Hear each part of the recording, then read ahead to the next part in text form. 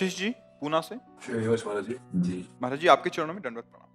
महाराज जी, आपने एकांतिक वार्तालाप में बताया था कि जब मनुष्य किसी भी ऊंचाई पर चढ़ता है तो वो बहुत कष्ट से गुजरता है। मैं रोज राधा नाम जप करता हूँ, मेरा सब कुछ राधा जी की कृपा से अच्छा चल रहा है। वो मुझे अपनी जिंदगी में थोड़ी बहुत तरक्की कर भी रहा हूँ। क्या मैं ये मानूं कि मेरा जो पुराना पुण्य है वो अब नष्ट हो रहा है?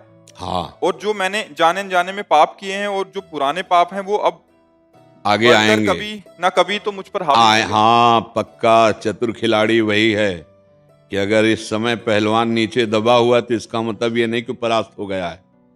वो हिम्मत और अपनी साहस को बटोर कर एक बार मुझे पछाड़ेगा। उस दिन का इंतजार करने के लिए हमें दंड बैठक लगा के पहले से तैयारी करनी होगी। तो हमको नाम जप, शास्त्र स्वाध्याय और क्षमता की तरफ दृष्टि, दुख सुख में समान भाव, लाभ हानि में समान भाव, जय पराजय में समान भाव, मान अपमान में समान भाव, ये हमारा बल है। हम क्षमता के द्वारा दुख सुख पर विजय प्राप्त करके परम सुख को प्राप्त होंगे। अभी पुण्य का क्रम चल रहा है, नहीं तो कोई कोई नाम प्रारंभ करते हैं और दुखद परिस्थितियां आने लगती हैं।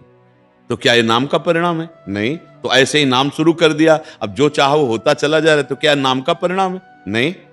नाम का परिणाम त्रिगुणातीत होता है, मायातीत होता है, कालातीत होता है। नाम के परिणाम में भगवदानंद होता है, विषयानंद नहीं होता। विषयों की उन्नति ये तो पुण्यों से होती है।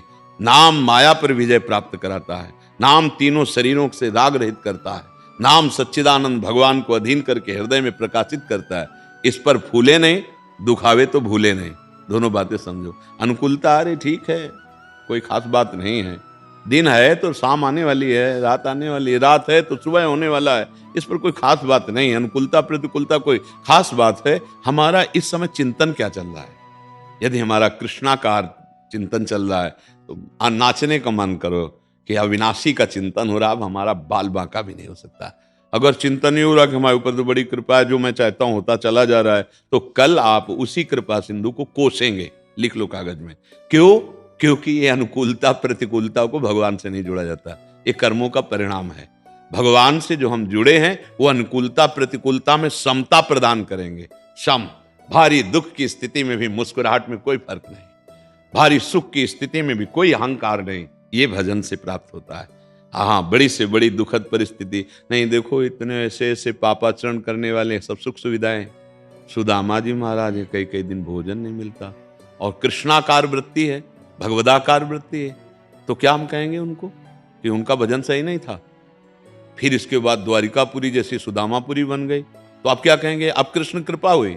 नहीं नहीं नहीं, कृष्ण कृपा पहले भी थी, अब भी है। वो समान रहे। सुदामापुरी बनने पर भी उनको कोई हर्ष नहीं हुआ, और कई कई दिन भोजन ना मिलने पर उनको कोई शोक नहीं हुआ, कोई ग्लानि नहीं हुई। वो वही कहते थे, मेरे मित्र श्री कृष्ण जिसमें राजी मैं उसी में राजी।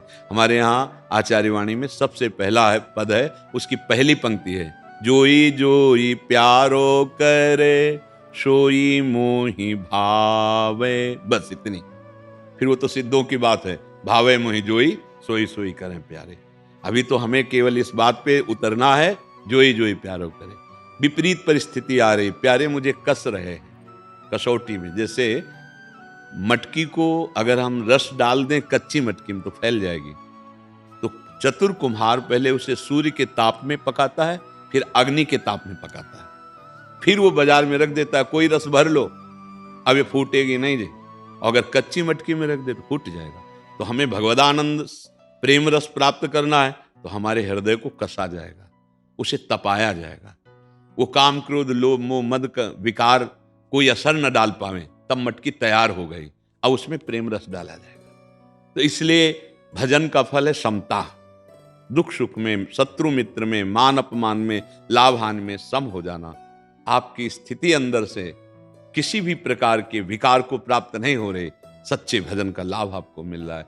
हम भजन का फल नाशवान वस्तुओं की अनुकूलता को न देखें, ये तो प्रारब्धानुसार आती जाती रहती। नहीं, बड़े बड़े महाभागवतों में ऐसी परिस्थिति देखी गई कि खान पान तो और भजन इतना है कि भगवान सेवक बने हैं, भगवान दासत्व को प्राप्त हो रहे हैं उनके। और स्थिति ये है कि भोजन की भी व्यवस्था नहीं, जैसे चीदर चिदरानी जी, एक से एक महापुरुष, नाका बांका जी, एक से एक महान भागवत हुए हैं। तो बच्चा, ये अनुकूलता पुण्यों से आ रही है, और अब आगे जो आने वाला है उससे लड़ने के लिए नाम का जप और बढ़ाओ, और हिम्मत रखना कभी नहीं तो फिर लोग कहने लगते हैं ना भगवान की कृपा नहीं रही, और वो भगवान से फिर विपरीत भाव सोचने लगते हैं कि इतना जब किया और ऐसी परिस्थिति आ गई। पहली बात, यहाँ सब मरेगा। इसका नाम जानते हो क्या लोग का? मृत्यु। यहाँ सब मरने वाला है, एक समय है उसका, चाहे कोई वस्तु हो, चाहे व्यक्ति हो, चाहे स्थान हो, कुछ भी हो, ये मृत्यु लोक में है, अर्थात मृत्यु, उसकी मृत्यु होगी, वो नष्ट होगा, वो परिवर्तनशील है, उस पर ज्यादा टिकान है जाए, चाहे अपना शरीर, चाहे दूसरे का शरीर, चाहे मकान, चाहे कुछ भी हो, इसका नाम मृत्यु लोक है। दूसरी बात, अपना यहां कुछ भी नहीं। क्या है अपना? कुछ भी नहीं। ये सब माया रचित नाटक है। एक है अपना जिससे हम परिचय नहीं बना पा रहे, श्री कृष्ण। वही हमारी आत्मा स्वरूप में है, वही सबकी आत्मा के रूप में चैतन्य घन स्फुरित हो रहे हैं। अगर उनका नाम और उनका परिचय प्राप्त हो गया, अब जीत गए। नहीं तो यहां सब परिचय बनाओ, स्टेशन में जैसे बैठ के ना हाथ मिलाए चाय पी रहे हैं, और अपनी गाड़ी आई, फिर उसकी तरफ कोई नहीं देखता, चल देता है। उसकी क्या हालत होगी, ना ये देखता है ना वो देखता है कि अब इसकी हालत क्या होगी। दोनों एक दूसरे से अपरिचित है और यहां से चल दिए। परिचय बनाते बनाते जीवन हो गया, प्लानिंग करते करते पूरा जीवन हो गया, ना प्लानिंग पूरी हुई, ना किसी से परिचय हुआ। आसक्ति जो पाप और पुण्य कर्म करवाए वो फिर भोग। इस बार हम परिचय प्राप्त करेंगे श्री कृष्ण का, किशोरी जी का, राधा राधा राधा, कृष्ण कृष्ण कृष्ण, और जो कर्तव्य कर्म हैं वो भगवान को अर्पित करते हुए इस बार हम भगवत प्राप्ति करेंगे। हर बार सब देख लिया, इस बार प्रभु को देखेंगे। ऐसा हृदय में दृढ़ निश्चय करो और नाम जप करो तो आनंद आ जाएगा। ठीक है? हाँ, अनुकूलता को प्रभु की कृपा मत माने। नहीं, प्रतिकूलता में फिर प्रभु की कृपा कैसे मान पाओगे? फिर लगेगा भगवान नाराज हो गए हैं। और सच्ची मानो तो अनुकूलता में दया देखो और प्रतिकूलता में कृपा देखो। क्योंकि प्रतिकूलता हमने तो चाहा नहीं, वो दिए हैं तो कृपा करके दिए हैं, और अनुकूलता हमने चाहा है तो वो दया करके दिए हैं। अनुकूलता में दुलार देखो, प्रतिकूलता में कृपा देखो। दुलार से बढ़िया मीठी कृपा होती है। क्या हो? प्रतिकूलता में भगवान के सिवा और कोई याद नहीं आएगा अगर भगत हो तो, क्योंकि कोई है नहीं दूसरा। अनुकूलता में फंसने का, रुपया में फंस जाओगे, शरीरों में फंस जाओगे, मान में फंस जाओगे। प्रतिकूलता, इसमें तो फंसने का कोई डर ही नहीं है। इसमें तो सीधा रास्ता केवल एक होता है, हरि शरणम, प्रभु अब आपके सिवा कोई नहीं। जहां जहां विपत्ति और प्रतिकूलता आई, उन महाभागवतों के हृदय में प्रभु का प्यार और बढ़ा है, प्रभु के प्रति समर्पण और बढ़ा है। पर ये थोड़ा आगे चलकर समझ में आएगा। अभी तो हम नाम जप करें और प्रभु से प्रार्थना करें कि हमको क्षमता प्रदान करें, सुख दुख में, लाभ हानि में सम हम रहें।